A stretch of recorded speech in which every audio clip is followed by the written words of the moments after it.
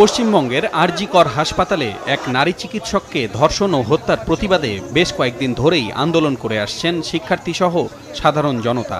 গেল কয়েকদিন ধরে সেই বিক্ষোভ রূপ নিয়েছে মুখ্যমন্ত্রী মমতা ব্যানার্জির পদত্যাগের আন্দোলনে। আজ সকালে কলকাতার বিভিন্ন এলাকা থেকে মিছিল বের হয়ে সবাই রওনা হয় পশ্চিমবঙ্গের সচিবালয়ে নবান্ন ভবনের উদ্দেশ্যে। মমতার পদত্যাগের দাবিতে স্লোগানে স্লোগানে মুখর হয়ে ওঠে রাজপথ। বিক্ষোভের মুখে কোনা এক্সপ্রেসওয়ে বন্ধ করে দেয়া হয়। সড়কে যান চলাচলে বিঘ্ন ঘটায় সবাই মেট্রোতে করে গন্তব্যে ছোটার চেষ্টা চালায়। বিক্ষোভকারীরা পশ্চিমবঙ্গের সচিবালয়ে নবান্নে প্রবেশের চেষ্টা চালালে পুলিশ তাদের বাধা দেয়। এক পর্যায়ে বিক্ষোভকারীদের সরিয়ে দিতে কাঁদানে গ্যাস ও জলকামান ব্যবহার করে পুলিশ। অপরদিকে আইনশৃঙ্খলা রক্ষাকারী বাহিনীকে প্রতিহত করতে ইট পাটকেল নিক্ষেপ করেন বিক্ষোভকারীরা। নবান্ন ভবনের সামনে ছাড়াও মহাত্মা গান্ধী সড়ক, Kolkata police training college, Santragachi ও হাওড়া সেতুতে বিক্ষোভকারীদের সঙ্গে পুলিশের ব্যাপক সংঘর্ষ হয়।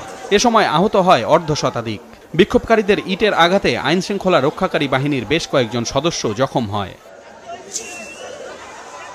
যে সময় বিক্ষোভকারীদের সঙ্গে পুলিশের সংঘর্ষ চলে সে সময় নবান্ন ভবনের ভেতরেই অবস্থান করছিলেন মুখ্যমন্ত্রী মমতা ব্যানার্জি। মূলত শিক্ষার্থীদের অরাজনৈতিক সংগঠন পশ্চিমবঙ্গ ছাত্র সমাজের ব্যানারে হয়েছে আজকের বিক্ষোভ। নবান্ন অভিযান ঘিরে গতকাল থেকেই কলকাতার রাজনৈতিক মহলে টানটান উত্তেজনা ছড়িয়ে পড়ে। সতর্ক অবস্থানে যায় রাজ্য প্রশাসন। এই আন্দোলনের পেছনে গভীর ষড়যন্ত্র রয়েছে বলে দাবি রাজ্যে ক্ষমতাসীন তৃণমূল কংগ্রেসের। গত 9ই আগস্ট রাতে উত্তর কলকাতার আরজি কর হাসপাতালে দায়িত্বরত এক ইন্টার্ন চিকিৎসককে ধর্ষণের পর হত্যার অভিযোগ ওঠে। এ খবর ছড়িয়ে পড়লে বিক্ষোভে ফেটে পড়ে কলকাতা সহ গোটা ভারত। প্রতিবাদে রাস্তায় নামেন চিকিৎসকরাও।